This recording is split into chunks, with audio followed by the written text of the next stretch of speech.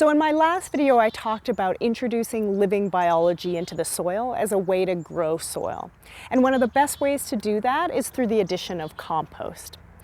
So in this module, I'll be talking about hot compost piles, compost teas, and vermicompost as 3 ways to introduce that living biology. There are certainly other ways, but those are the ones that we'll cover. So let's talk about hot compost piles. There are 5 factors that you want to keep in mind when you're building a hot compost pile. And those factors are food, air, water, surface area, and volume. So let's first talk about food. Now, if you have any familiarity with composting, you've likely heard the terms greens and browns. So the materials that you want to add to your compost pile are your greens, which are those materials that are high in nitrogen. Those are your more pliable, moist materials. They're things, first and foremost, like your kitchen scraps, which is one of the reasons why we start composting. There are also materials like your grass clippings. And there are also things like manure, herbivore manures, like horse manure, cow manure, or goat manure, for example. So those are your materials that are high in nitrogen. Then you have your browns, which are your materials that are high in carbon.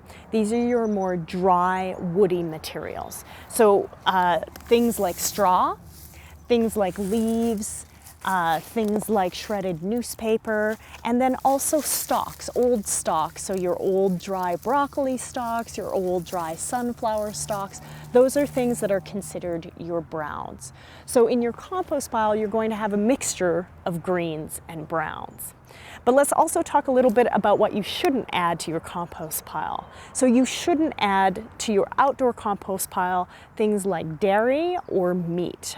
Those are typically things that will attract rodents or they'll attract dogs to your pile, and they're not things that you want to add to your outdoor compost pile. Also avoid mature weeds with seeds. Those are things that we can't guarantee that we're going to have that pile hot enough to kill those seeds, and you don't want to reintroduce those seeds back into your garden soil. And then lastly, don't put any dog or cat manures into your hot compost pile. Again, these have a lot of pathogens in them, and the heat of your compost pile, we can't guarantee that you're going to get it high enough to kill all those pathogens. So definitely stay away from those things.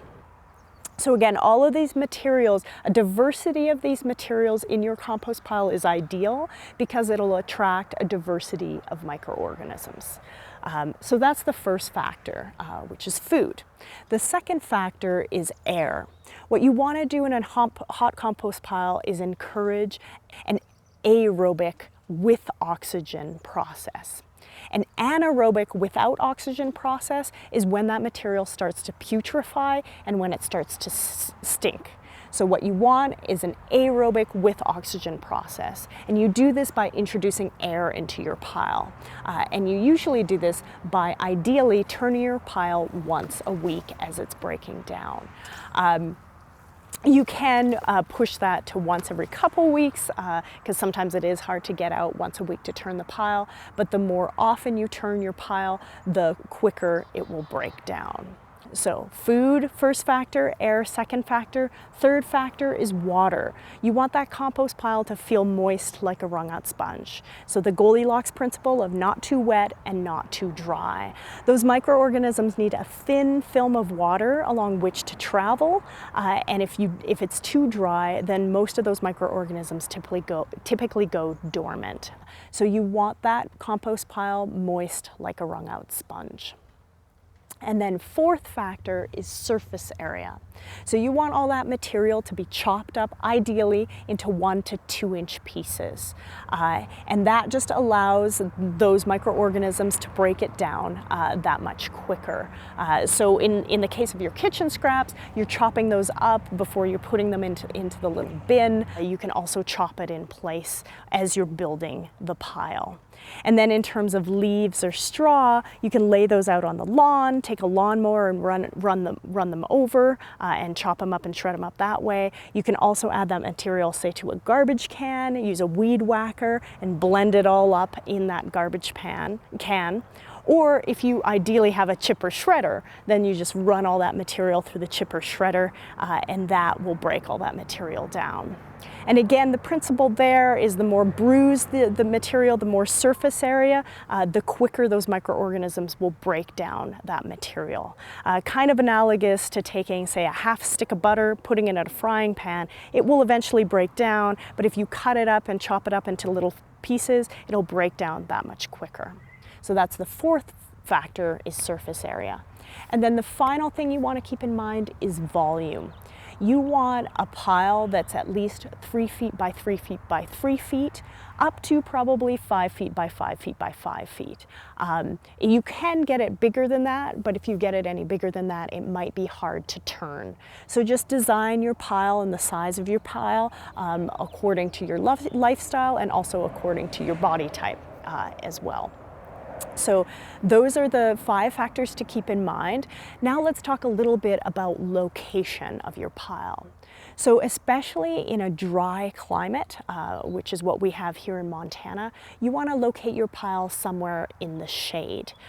So somewhere in the shade that's fairly close to your house. Again, composting and generating kitchen scraps is something that you do on a daily basis. You'll probably empty out your little compost bin 2 to 3 times a week, possibly. So you want to make that as convenient as possible. Oftentimes people want to put their compost pile somewhere out of the way because they're afraid it smells. But if you keep all those 5 factors in mind, your compost pile won't smell, and you do want it fairly convenient and close so that you'll use it and you'll maintain it on a regular basis. And oftentimes also people think of locating their pile in the sun because they want that compost pile to heat up. But just keep in mind that the heat that's generated from the compost pile is from the microorganisms breaking down the pile and reproducing. So it doesn't have anything to do with the sun. So in fact, it's better to have it in the shade. It will maintain its moisture better that way. So basically what's happening in your compost pile is all of these materials are being broken down by micro and macroorganisms that are converting all of that material into humus. And that humus is what is the organic matter component of your soil, which we learned about in my video, What is Soil? So that's the biology that's happening. So let's now talk a little bit about compost bins. There are several different options out there. There are DIY versions of bins that you can build using old pallets, for example. And then you can also purchase pre-made bins, like the ones to my right and to my left. The one here to my left is what I prefer. It's continuous with the soil, so it allows any nutrient that does leach out will be contributing to your garden soil, for example. And then you can take this one apart. It opens kind of like a book, and then you can put it back together, move it to another location, put it back together, and then once a week when you're turning the pile, you're moving that material into its new location. There are also spinning bin options like this one, and this is really convenient as you're adding material to the pile. Then you're just spinning this. And this is an easy way to add oxygen into this particular bin. So it's a great bin for small spaces. It's on wheels as well, so you can move it around to different locations. You can also, though, just build a freestanding pile, and that's what I'll show you up next. So now that you understand the 5 factors involved in building a hot compost pile, I just want to demo how you go about doing that. So the first thing that you want to do with your garden fork, say for example, is you want to rough up a 3x3 area for your actual pile. And what this does is it exposes all of those microorganisms to the pile. So you go ahead and rough that up. And then what you want to do is you want to add 4 to 6 inches of high carbon material, so your browns, 4 to 6 inches of browns. So again, you're putting that down in that area that you've roughed up. So this is a combination of straw and leaves. So you have that first layer of 4 to 6 inches of browns, and then you want to add a second layer of 4 to 6 inches of greens. So here we have some kitchen scraps that I'm throwing down, And I haven't yet cut all of this stuff up. So what I'll do is I'll just take a shovel and just break up this material in place as I'm building this pile. So again, we're just chopping up that material as we're building the pile.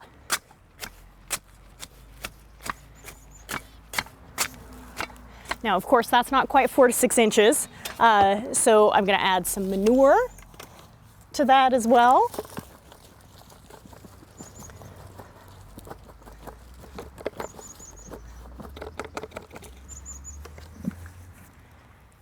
And then, so you have your 4 to 6 inches of browns, you have the 4 to 6 inches of greens, and then you want to add a sprinkling of soil. And again, what this is basically a microbial inoculant. Again, introducing those microorganisms that you want to break down your material into your compost pile. And then what you want to do is you want to just mix up all of that material, those greens and those browns. And as you're doing this, ideally someone's helping you and they can be spraying down this material.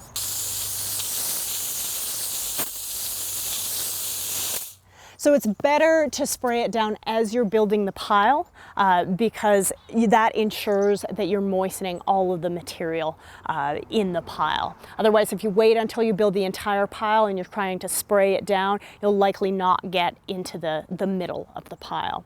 So again, then you go again with your layers, 4 to 6 inches of browns, again, 4 to 6 inches of greens, a sprinkling of soil, mix it up with your garden fork, add some water to it, and then you keep on layering it up until you reach that 3 by 3 by 3 volume. And then with a freestanding pile, because you don't have a bin where it's covered, what you want to do is you want to take a tarp, an old tarp that might have some holes in it, or a piece of plastic that you punch holes into, and you put that around the pile. And what this does again is it allows you to have some aeration in the pile, but it also keeps that moisture in. So again, 4 to 6 inches of browns, 4 to 6 inches of greens, a sprinkling of soil, mixing that up, moistening as you build it until you reach that 3 by 3 by 3 volume. And then what'll happen within 2 to 3 days is this pile will heat up to about 120 degrees Fahrenheit. Within probably 5 to 6 days or a week, it'll heat up to 140 degrees. And then it'll lower in temperature, and as it lowers, that's again after a week, then you want to turn the pile again.